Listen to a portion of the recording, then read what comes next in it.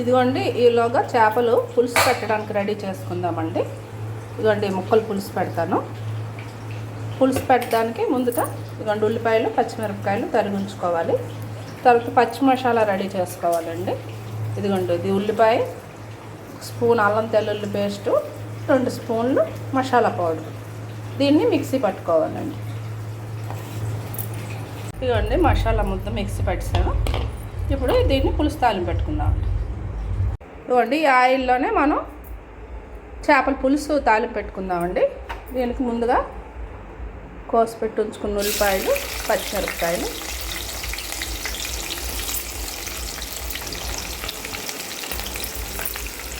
కొద్దిగా వేగాలి.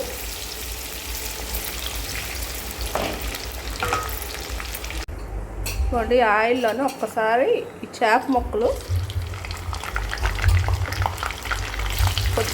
కొద్దిసేపు ఇలా వేసి తీసేయాలండి. అలా అయితే పులుసులో ముక్క విడిపోకుండా ఉంటుందండి.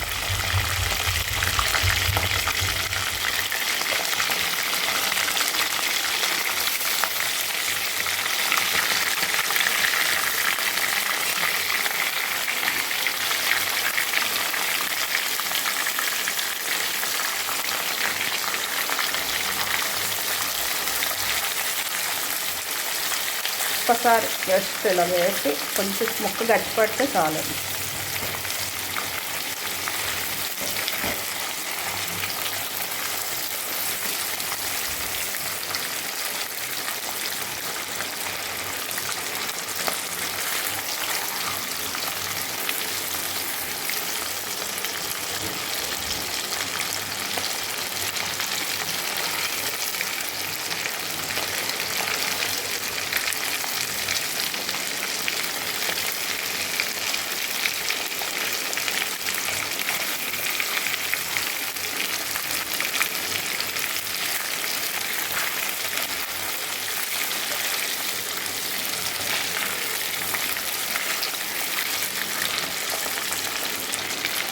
ఇంతేనండి, ఇలా తీసేయడమే.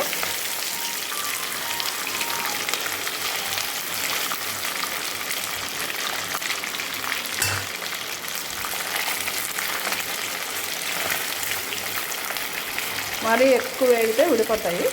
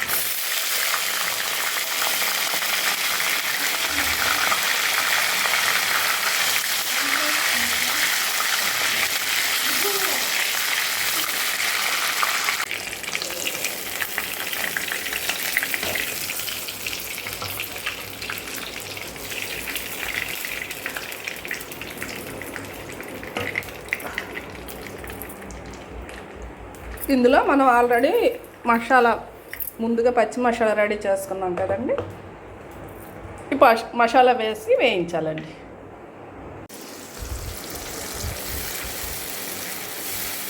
ఇదిగోండి మసాలా బాగా వేగనివ్వాలండి. ఇందులో ఉప్పు, పసుపు, కారం వేసుకుందామండి.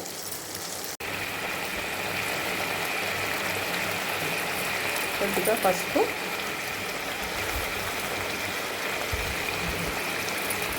సరిపడినంత ఉప్పు,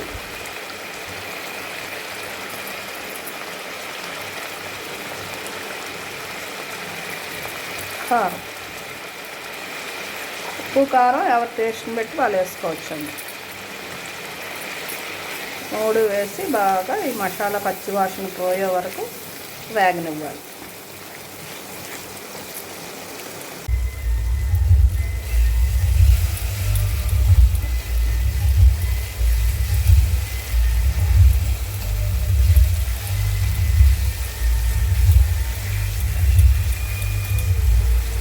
ఇంకా దగ్గరికి వచ్చే వరకు వేగనివ్వాలండి మసాలాని. మసాలా ఎంత బాగా వేగితే పులుసు అంత బాగుంటుంది.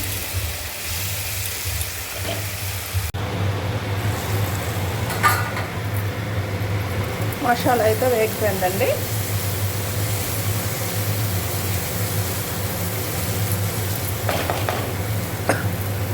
ఇందులో నేను ముందుగానే రెడీ చేసి ఉంచుకున్నానండి చింతపండు పులుసు.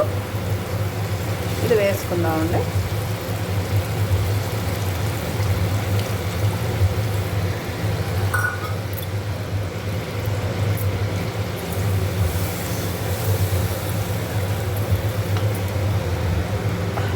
కొంచెం వాటర్ వేసుకుందాం.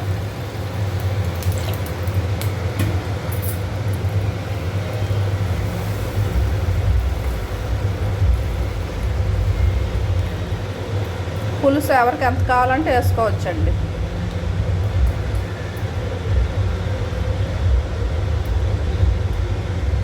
పులుసు ఒక్క మరిగిన తర్వాత ముక్కలు వేసుకోవాలండి.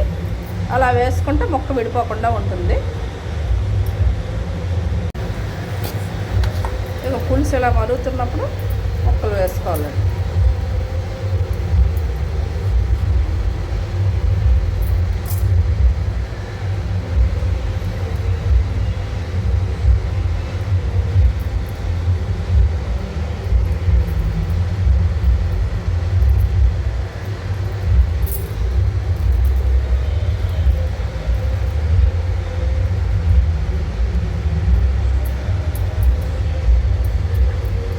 వేసిన తర్వాత ఒక 5 నిమిషాలు మరిగితే చాలండి. చేప ఎక్కువ ఉడకన అవసరం లేదు, ఇంకా ఉడికితే ఇచ్చిపోతుంది.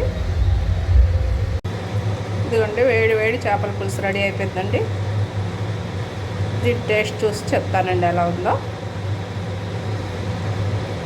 మీకు నచ్చితే ట్రై చేయండి, చాలా టేస్టీగా ఉంటుందండి. ఇంకా స్టవ్ ఆఫ్ చేసేద్దామండి. ఇంతేనండి, సింపుల్గా చేసుకోవచ్చండి ఇలాగా.